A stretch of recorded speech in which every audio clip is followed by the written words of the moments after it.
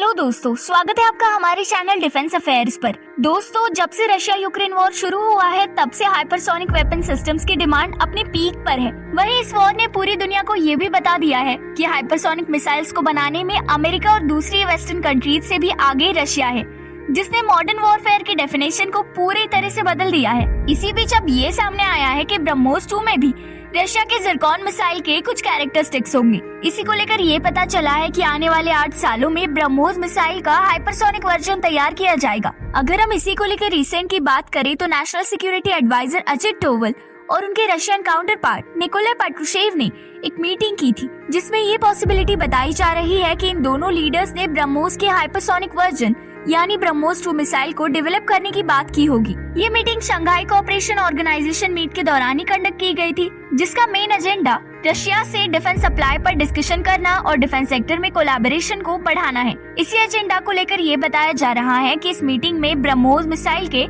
Advance version को jointly develop करने की बात की होगी। इस मीटिंग में दोनों नेशनल सिक्योरिटी एडवाइजर्स ने कई मुद्दों को लेकर बात की, जिसमें Pakistan Ukraine defence access, payment mechanism और डिफेंस से रिलेटेड पार्टनरशिप जैसे मुद्दे शामिल हैं। अगर हम ब्रह्मोस 2 की बात करें तो पिछले साल ब्रह्मोस एरोस्पेस के सीईओ अतुल राणे ने ये बताया था कि ये मिसाइल रशिया के ज़िरकॉन मिसाइल के कुछ कैरेक्टरिस्टिक्स शेयर कर सकता है।